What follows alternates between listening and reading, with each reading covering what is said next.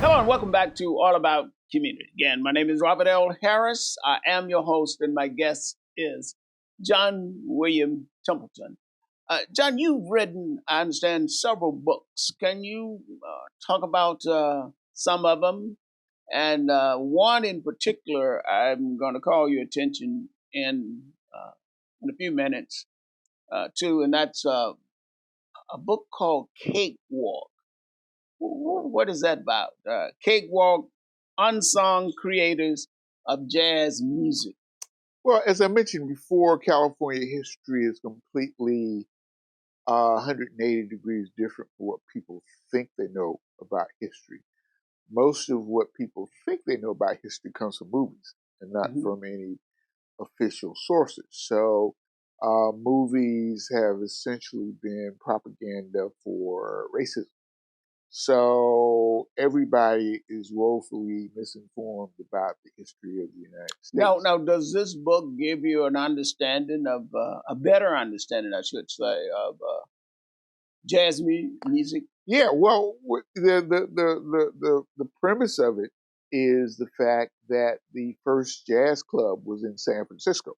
And what was the name of that? It was Purcell's. All right. And the building still stands at 550 Pacific, which is an example of why we actually do tours, because some of these places are still around and we pass by them all the time. We don't know what it is. But we talk about the fact that the waterfront was dominated by Black entertainment places from the 1850s up through 1920.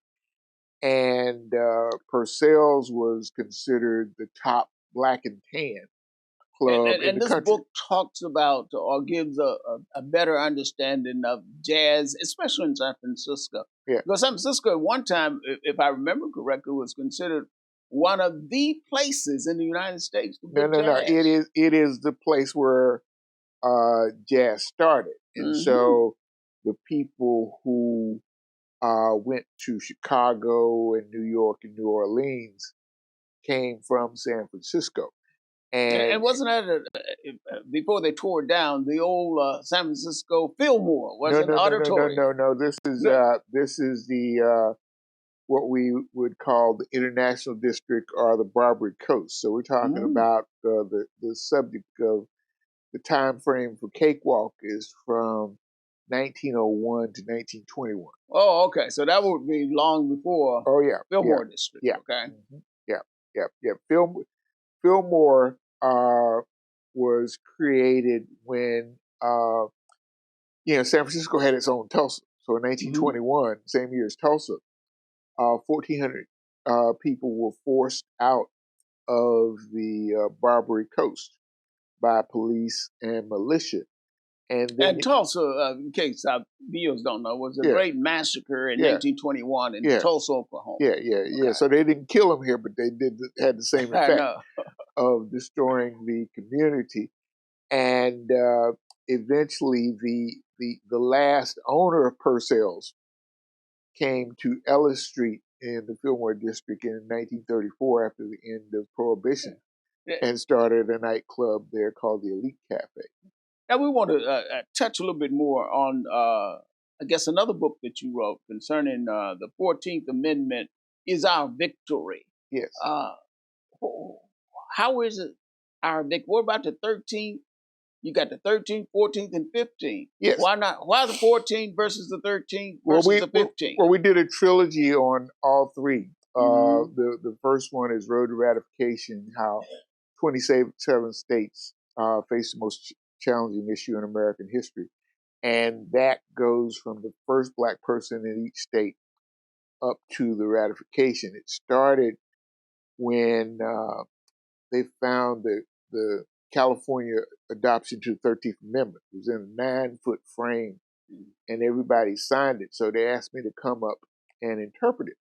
So if someone wanted to get a copy of your book on the 14th Amendment, could they? Sure. CaliforniaBlackHistory.com. CaliforniaBlackHistory.com. And I think you may be able to see it on screen. Called what is it called again? Citizenship for All. Citizenship for All. Very important document. If you will recall, the 13th Amendment allegedly freed the slaves. 14 dealt with due process, equal protection, and all that. And of course, the 15, most important, the right to vote. And each one was a response to resistance. So when the 13th response to resistance, John, but that response is still they're resisting. Oh, right they now. It's even worse. It's even worse. So when the 13th was passed, people still tried to put people back into different forms of slavery. So the 14th, we got to go to break here sure. on that, and they still put them in the. Anytime a person is locked up, that's a form of slavery. Mm-hmm. Don't touch that remote. We will be right back with All About Community. Again, my name is Robert L. Harris. My guest is John William Templeton, and we're having fun talking about the 14th Amendment.